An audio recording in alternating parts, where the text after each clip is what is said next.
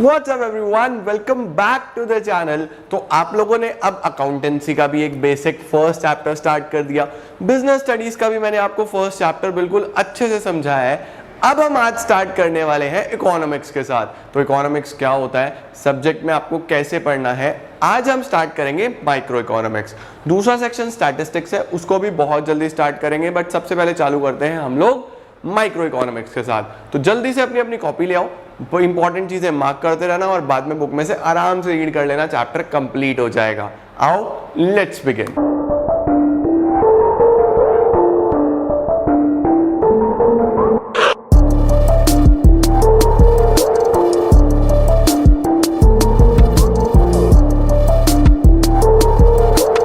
तो शुरू करते हैं हम लोग माइक्रो इकोनॉमिक्स के साथ। देखो, माइक्रो इकोनॉमिक्स, अब ये हमारे सब्जेक्ट का नाम है और सब्जेक्ट ही कितने शब्द से बना है? दो शब्दों से बना है। क्या क्या?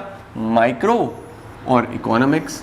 अब इकोनॉमिक्स तुमने पहले पढ़ा तो हुआ है, लेकिन तुम्हें एक्चुअल में अभी तक ये भी नहीं पता कि इकोनॉमिक्स होता क्या है। तुम लोग बस इकोनॉमिक्स रटते आ रहे हो कि भाई हाँ इस तरीके से। वो कौन सा चैप्टर पहला पढ़ते हो मैंने बताया था, वो हाँ स्टोरी ऑफ विलेज पालमपुर। उसके बाद तुम पॉवर्टी पढ़ लेते हो, कुछ इस तरीके के छोटे छोटे चैप्टर्स पढ़ लेते हो, बट एक्चुअल में इकोनॉमिक्स का मतलब क्या होता है? तो आज हम बहुत अच्छे से समझ लेंगे कि इकोनॉमिक्स होता क्या है। सबसे पहले इकोनॉमिक्स को समझने के लिए हम लोग स्टार्ट करते हैं बिल्कुल बेसिक के साथ। इकोनॉमिक्स को समझने से पहले आपको यह समझना पड़ेगा कि इकोनॉमी क्या होता है। What is an economy? तो इकोनॉमी के हमने एग्जांपल्स तो बहुत देखे हैं, जैसे Indian economy, Chinese economy, Australian economy. हम लोग सारी की सारी कंट्रीज को कहीं ना कहीं इकोनॉमीज बोल देते हैं। तो वाई इकोनॉमी? एक इकोनॉमी होता क्या है? तो इकोनॉमी क्या है? इकोनॉमी इज अ सिस्टम, एक ऐसा सिस्टम विच प्रोवाइड्स पीपल, जो लोगों को क्या देता है? विच प्रोवाइड्स पीपल दो चीजें। क्या क्या? Means to work and earn a living. Economy क्या होता है? इकोनॉमी एक कंप्लीट सिस्टम होता है, एक पूरा प्रोसेस होता है जो लोगों को प्रोवाइड करता है क्या? Means to work. एक्चुअल में इंडियन इकोनॉमी में जितने भी लोग काम कर रहे हैं, काम कहां से मिल रहा है? इकोनॉमी में इतने सारे लोग जुड़े हुए हैं तभी तो काम मिल रहा है। तो means to work and earn a living, अपनी जिंदगी चलाने के साधन लोगों को इकोनॉमी में आके मिले। अगर इकोनॉमी ना होता, इतने सारे लोग ना होते, तो लोगों के पास काम भी ना होता। उसके बाद उनके अपनी जिंदगी चलाने के लिए बस वही पहले वाली जिंदगी जी रहे होते, आदि मानव वाले की, बस पेड़ से फल फूल तोड़ लो, खा लो, सो जाओ, बस खत्म काम। तो इकोनॉमी क्या है? इकोनॉमी एक ऐसा सिस्टम है जिसने लोगों को प्रोवाइड करा means to work and earn a living. अब एक इकोनॉमी में ऐसा क्या होता है जो इतना चीजें बदल गई? पहले लोग कैसे, वो आदि मानव वगैरह लोग कैसे रहते थे कि बस वो कोई कपड़े कुपड़े नहीं है, बस वैसे ही घूम रहे हैं पत्ते वत्ते पहन के, और उसके अलावा वो फ्रूट्स वगैरह कंज्यूम कर लेते हैं और वैसे ही चलता रहता है। बट फिर भी इकोनॉमी में ऐसा क्या चेंज आया? तो देखो, इकोनॉमी में ना तीन वाइटल प्रोसेसेस होते हैं। किसी भी इकोनॉमी में तीन चीजें हैं जो उसको अच्छा बनाती हैं या उसको कंप्लीट करती हैं। किसी भी इकोनॉमी में जो सबसे पहली चीज होती है वो होता है प्रोडक्शन। कोई भी इकोनॉमी, अब देखो चाइना इतना आगे क्यों है? क्योंकि वहां पे प्रोडक्शन सबसे ज्यादा होता है, सबसे ज्यादा प्रोडक्शन चाइना में होता है पूरे वर्ल्ड में। तो इसीलिए चाइना सबसे ज्यादा डेवलप्ड है, सबसे आगे है, इतनी पॉपुलेशन होने के बाद भी। तो प्रोडक्शन बहुत इंपॉर्टेंट होता है। दूसरा होता है कंजम्पशन, कितना कंज्यूम करा जा रहा है, कितनी डिमांड आ रही है। देखो, लोगों के पास जब डिमांड होती है तो काम अच्छे चलते हैं ना, लोगों के बिजनेसेस बढ़िया चलते हैं। डिमांड ना हो तो बिजनेस डाउन हो जाते हैं। तो प्रोडक्शन बहुत जरूरी है, कंजम्पशन बहुत जरूरी है। तीसरी चीज होती है इन्वेस्टमेंट। इन्वेस्टमेंट को ही हम लोग कैपिटल फॉर्मेशन भी बोलते हैं, यानी कि पैसा अगर इन्वेस्ट ही नहीं करोगे, अगर बिजनेसेस और नहीं लगाओगे, अगर बड़े बड़े बिल्डिंग्स नहीं बनेंगे, बड़े बड़े व्यापार नहीं लगेंगे, एम्प्लॉयमेंट अपॉर्चुनिटी जनरेट नहीं होगी, तो इकोनॉमी आगे कैसे बढ़ेगा? तो एक इकोनॉमी को चलाने के लिए तीन एक्टिविटीज बहुत इंपॉर्टेंट होती हैं जो किसी भी इकोनॉमी में वाइटल प्रोसेस होते हैं। सबसे पहला प्रोडक्शन, 2 नंबर पे कंजम्पशन, 3 नंबर पे इन्वेस्टमेंट या फिर कैपिटल फॉर्मेशन। इन्वेस्टमेंट, कहां इन्वेस्ट करना है? बड़ी बड़ी बिल्डिंग्स में नए बिजनेसेस जनरेट करने हैं, फैक्ट्रीज लगानी है, ये सब इन्वेस्टमेंट है, इसको हम कैपिटल फॉर्मेशन भी बोलते हैं। तो इकोनॉमी में ये 3 प्रोसेस आपको समझने हैं, सही हो जाता है। इसके बाद हम लोगों को इकोनॉमिक्स पढ़नी ही क्यों पड़ती है, ये सब्जेक्ट में होता ही क्या है। देखो एक छोटे से एग्जाम्पल से समझते हैं। लेट सपोज हम एग्जाम्पल लेते हैं चिंटू का। ये है हमारा चिंटू, और चिंटू को घर से मिले 5000 रुपीज फॉर हिज बर्थडे। उसको बर्थडे के लिए 5000 रुपये मिले। अब चिंटू के मन में तो बहुत सारी चीज़ें आ गई। चिंटू ने बोला यार मैं क्या करूं, मैं अपने फ्रेंड्स को पार्टी दे दूं, मैं अपने फ्रेंड्स को पार्टी दे देता हूं, या फिर मैं शूज़ ले लेता हूं, या फिर मैं क्लोथ्स ले लेता हूं, या फिर अगर चिंटू पढ़ाई लिखाई करता हुआ तो इसने अपने पास एक बुक्स की लिस्ट बनाई हुई थी, मैं बुक्स ले लेता हूँ। खेलने कूदने वाला हुआ तो कोई ये स्पोर्ट्स के लिए कोई वीडियो गेम या क्रिकेट बैट या बैडमिंटन रैकेट, वो जो भी ये स्पोर्ट खेलता है वो भी ले सकता है। या फिर इसने बोला मैं सेविंग कर लेता हूँ। तो चिंटू के पास इतने सारे ऑप्शंस थे। इसके अलावा भी बहुत सारे ऑप्शंस हो सकते हैं। आप भी बताना कि जब आपको बर्थडे पे पैसा मिलता है तो आप क्या करते हो। तो अब इतने सारे ऑप्शंस, क्या ये सारे के सारे 5000 में पूरे कर लेगा? नहीं कर पाएगा। क्यों नहीं कर पाएगा? बिकॉज ये जो 5000 है ये रिसोर्स है, और रिसोर्सेज हमेशा लिमिटेड होते हैं। आप देखो ना, हमारे पास क्या रिसोर्स है, हमारे पास रिसोर्सेज के नाम पे पैसा होता है, हमारे पास प्रोडक्शन एक्टिविटी में रिसोर्सेज के नाम पे रॉ मटेरियल होता है, लेबर होती है, बहुत सारी चीजें होती हैं, ये हमेशा लिमिटेड रहता है। लेकिन जो ह्यूमन वांट्स होती है ये सारी, ऑल दीज, अरे भाई ऐसे नहीं, ऐसे, ये सारी ह्यूमन वांट्स हैं, ये जो वांट्स हैं ये अनलिमिटेड होती हैं। तो अब ये सब कुछ तो नहीं कर पाएगा, तो ये क्या कोशिश करेगा कि मुझे सबसे ज्यादा मजा किस में आ रहा है, मुझे सबसे ज्यादा सेटिस्फैक्शन किस में मिल रहा है। तो अब ये इन सब में से एक बेस्ट ऑल्टरनेटिव चूज करेगा। ये जो चॉइस मेकिंग होती है ना, अच्छा डिसीजन लेना, अपनी नीड को, अपनी वांट्स को सेटिस्फाई करना, स्टडी ऑफ चॉइस को ही हम लोग इकोनॉमिक्स बोलते हैं। कि किस तरीके से हम अपने लिमिटेड रिसोर्सेज को यूज करते हुए अपने अनलिमिटेड वांट्स को सेटिस्फाई कर रहे हैं। ये जो स्टडी ऑफ चॉइस है यही तो इकोनॉमिक्स है। गवर्नमेंट क्या करता है, उनके पास एक लिमिटेड अमाउंट ऑफ बजट है, लिमिटेड पैसा है, उस पैसे को अलग अलग सेक्टर्स में बाइफरकेट कर दिया जाता है कि इतना एजुकेशन में, इतना हॉस्पिटल्स में यानी हेल्थ में, इतना किसी और एग्रीकल्चर में, इस तरीके से सेक्टर्स में डिवीजन करा जाता है। वो भी तो इकोनॉमिक्स है।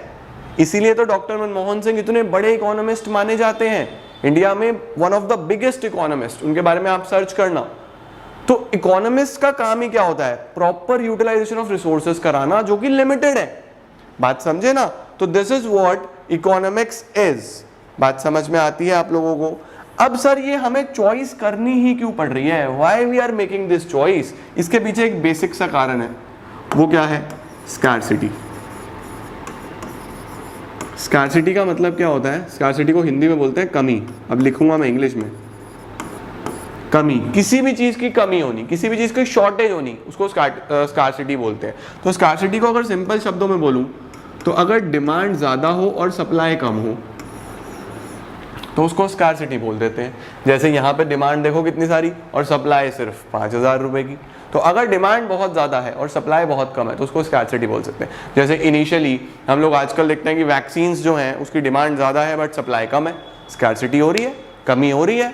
तो फिर प्रॉपर्ली वही डिवीजन करके लगाई जा रही है ना, कि पहले वही 45 प्लस को लगा लो या 18 to 45 को लगा लो। तो अलग अलग तरीके होते हैं। इस तरीके से स्कार्सिटी क्या होगा? When demand exceeds the supply, उस सिचुएशन को हम स्कार्सिटी बोल देते हैं। क्लियर होता है जी? साथ साथ नोट्स बना के चलना, जो मैं हिंदी में बोल रहा हूँ वो भी लिख के चलना। ठीक हो गया? अब देखो एक टॉपिक आता है, व्हाट इज इकोनॉमिक प्रॉब्लम। एक बात ध्यान रखना बेटा जी, एक और टॉपिक आता है सेंट्रल इकोनॉमिक प्रॉब्लम। तो अभी मैं आपको ये नहीं पढ़ा रहा, सेंट्रल की बात नहीं हो रही, अभी मैं सिर्फ इकोनॉमिक प्रॉब्लम पढ़ा रहा हूं। इकोनॉमिक प्रॉब्लम क्या होता है कि हर इकोनॉमी में ये प्रॉब्लम आती है। ठीक है? क्या है वो economic problem? Economic problem is a problem of choice. कौन सी समस्या? चॉइस की समस्या। हर इकोनॉमी में ये इकोनॉमिक प्रॉब्लम अराइज हो रही है, हर इकोनॉमी में प्रॉब्लम ऑफ चॉइस आ रही है। इसका मतलब क्या है? हम लोगों को चूज करना पड़ता है कि कैसे हम अपने लिमिटेड रिसोर्सेज को यूज करके अनलिमिटेड वांट्स को सेटिस्फाई करें। ये सबसे इंपॉर्टेंट है। Economic problem is a problem of choice involving satisfaction of unlimited human wants out of limited resources which have alternative uses. भाई रिसोर्सेज के तो अलग अलग यूज हो सकते हैं ना।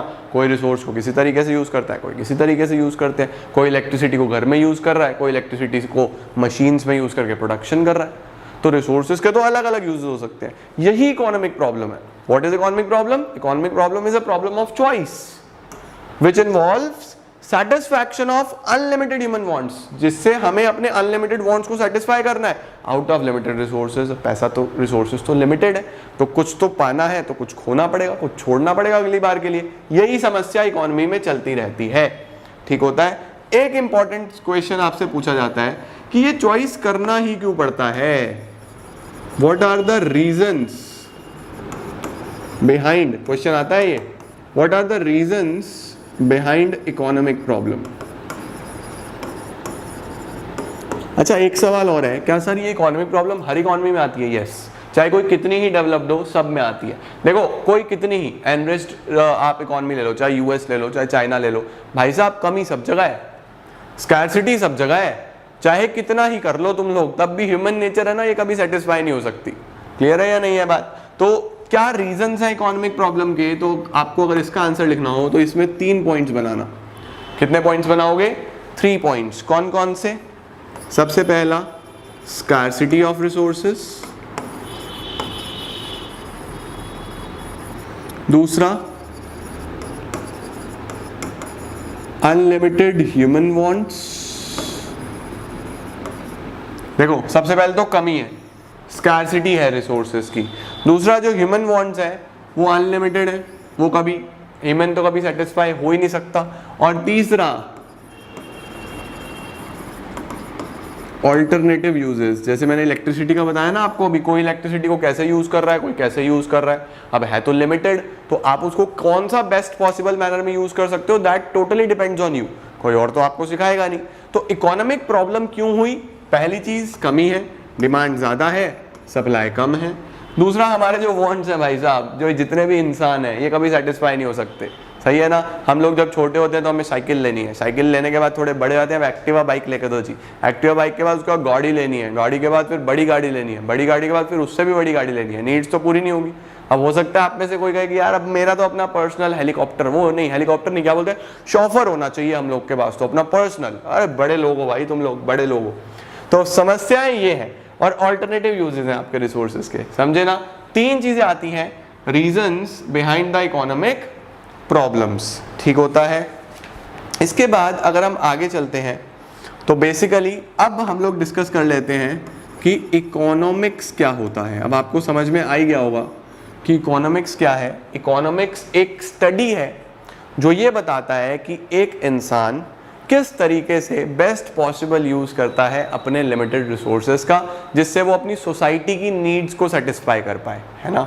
हमारे कंट्री में गवर्नमेंट ये चूज करती है कि हमारे पास जो लिमिटेड रिसोर्सेज हैं, उन लिमिटेड फंड्स को, उन लिमिटेड पैसे को किस तरीके से हम यूटिलाइज करें, कैसे हम टैक्सेस को यूटिलाइज करें कि अमीरों पे कितना टैक्स लगाएं, गरीबों को कितनी सब्सिडीज दें, सब्सिडी मतलब बेनिफिट्स दें, ताकि economy as a whole develop हो पाए। यही इकोनॉमिक्स है। अगर आप डेफिनेशन अपनी किताबों में पढ़ोगे तो आपको देखेगा कि economics is a social science. Social science क्योंकि कंप्लीट साइंस नहीं होती ये सब्जेक्ट।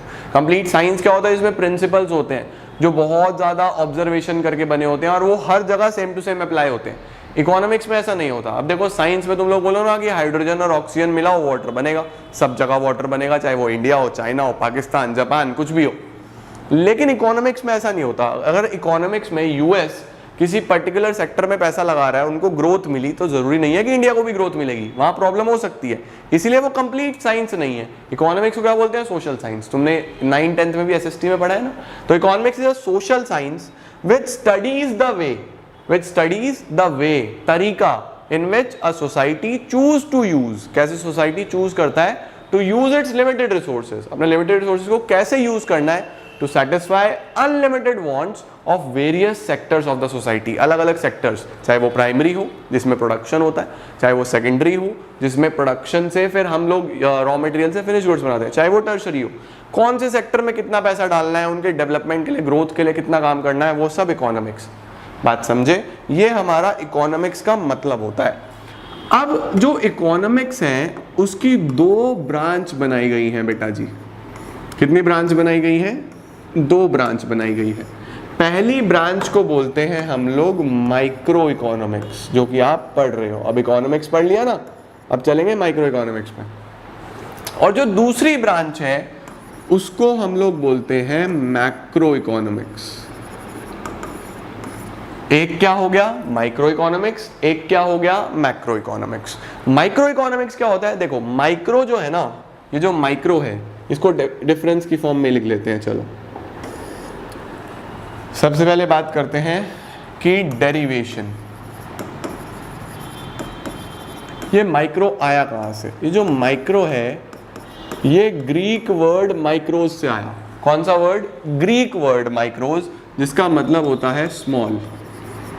तो अगर कोई आपसे पूछ ले कि माइक्रो कहां से आया, तो बोलना the term micro has been derived from Greek word micros which means small.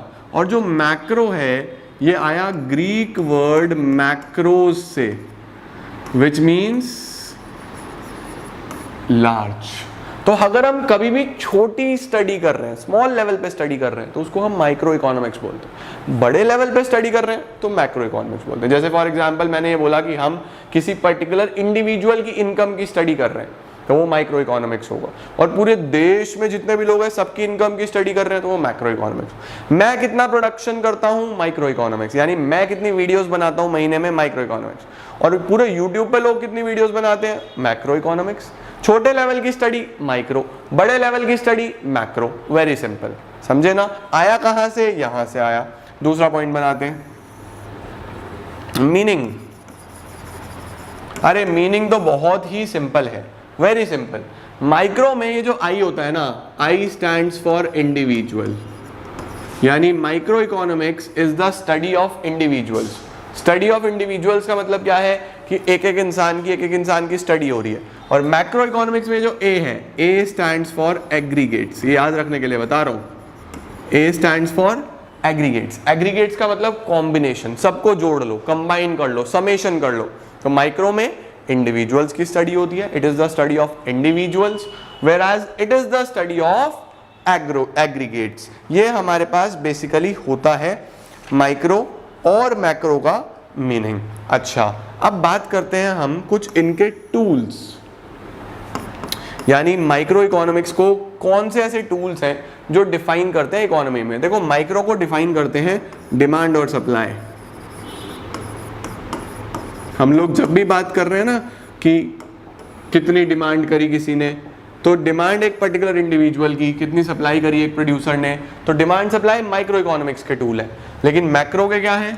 Aggregate demand. Aggregate का मतलब जान गए ना अब? एग्रीगेट का मतलब कंबाइंड डिमांड, और ऐसे ही एग्रीगेट सप्लाई। एग्रीगेट डिमांड और एग्रीगेट सप्लाई, ये हमारे हो जाते हैं टूल्स। ठीक हो गया। उसके बाद हम लोग देखते हैं माइक्रो का क्या कुछ और नाम भी है? क्या माइक्रो का कोई अदर नेम भी होता है? जी बिल्कुल होता है। It is also known as price theory. Micro का दूसरा नाम क्या होता है? Price theory. जब भी हम किसी इकोनॉमी में प्राइजेस की बात कर रहे हैं, प्राइस की स्टडी कर रहे हैं, तो माइक्रो इकोनॉमिक्स बोल देते हैं। और अगर मैं बात करूं मैक्रो का दूसरा नाम, तो it is known as income and employment theory. तो ये हमारे पास अदर नेम हो जाता है। तो डेरिवेशन लिख दो, मीनिंग लिख दो, टूल्स लिख दो, ये सारे इसका अदर नेम लिख दो। इसके अलावा कुछ बेसिक एजम्पशंस लेने होते हैं हमें, क्योंकि प्रॉपर साइंस तो नहीं है ये जो एज इट इज चल जाएगा। कुछ एजम्पशंस होते हैं, कुछ बेसिक एजम्पशंस होते हैं। क्या क्या एज्यूम करके चलते हो? देखो बहुत सिंपल है। अगर आप माइक्रो इकोनॉमिक्स की स्टडी कर रहे हो तो आप सारे मैक्रो वेरिएबल्स को कांस्टेंट रखोगे। अगर आप मैक्रो की स्टडी कर रहे हो तो माइक्रो वेरिएबल्स को कांस्टेंट रखोगे। सर कुछ समझ में नहीं आया। देखो सुनो, अगर हम माइक्रो की बात कर रहे हैं ना बेटा जी, तो हम इंडिविजुअल की बात कर रहे हैं, हमें इकोनॉमी एज अ होल में क्या हो रहा है उससे फर्क नहीं पड़ता। आप फिलहाल सिर्फ एक इंडिविजुअल की स्टडी कर रहे हो, तो जब आप सिर्फ एक को पढ़ रहे हो तो बाकी सबको भूल जाओ। यानी whenever you are studying micro economics, तो macro variables to be remain constant, उन्हें कांस्टेंट रखो। लेकिन जब आप मैक्रो की स्टडी कर रहे हो, बड़े लेवल पे स्टडी कर रहे हो, तो एक आधे को क्या दिक्कत है उसे छोड़ो। जब हम मैक्रो की स्टडी करते हैं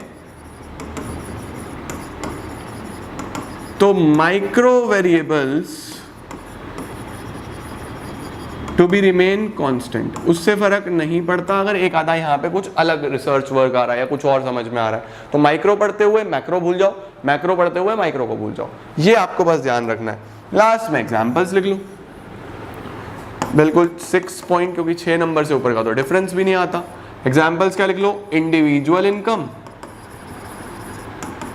इंडिविजुअल इनकम, इंडिविजुअल आउटपुट, और इधर क्या ले लो, पूरे नेशन का इनकम, आउटपुट का मतलब प्रोडक्शन, और पूरे नेशन का आउटपुट। लो, हो गया बस। अगर हम इंडिविजुअल देख रहे हैं तो माइक्रो, और अगर हम नेशनल देख रहे हैं तो मैक्रो, दे लो, पूरा डिफरेंस आप लोग के सामने आ गया। तो ये होता है हमारे पास ब्रांचेस ऑफ इकोनॉमिक्स। कोई पूछे कितनी ब्रांच, तो बोलना 2 ब्रांच, माइक्रो और मैक्रो। तो चैप्टर में, फर्स्ट चैप्टर इंट्रोडक्शन में आप लोगों ने ऑलमोस्ट 50 to 60% काम कर लिया, 40 to 50% और बचा, उसको कल करेंगे और कोशिश करेंगे कि चैप्टर क्लोज हो जाए। जल्दी कोई नहीं है, साल अभी शुरू हुआ है। अगर किसी को जल्दी है भाई तो मैंने अपलोड करा हुआ है पहले, वहां से जाके देख लो। बट हम लोग अभी आराम से, मजाक से, प्यार से, मजे में पढ़ने वाले हैं, ठीक है। तो इसी तरीके से सारे नोट्स बना के चलना, स्क्रीनशॉट्स वगैरह ले लेना। जितने भी टॉपिक मैंने आज पढ़ाए हैं, जो भी बुक फॉलो करते हो यार, कोई भी बुक तुम लोग फॉलो करते हो, उसमें से रीडिंग लगा लो और साथ साथ प्रिपेयर कर लो। सब्जेक्ट पूरा करके चलना है और 100 में से 100 नंबर लेके आने हैं। फिर कमेंट सेक्शन में आके बताना कि 100 में से 100 आ गए, जो पहले दिन प्रण लिया था वो पूरा हो गया। बस आज के लिए इतना ही।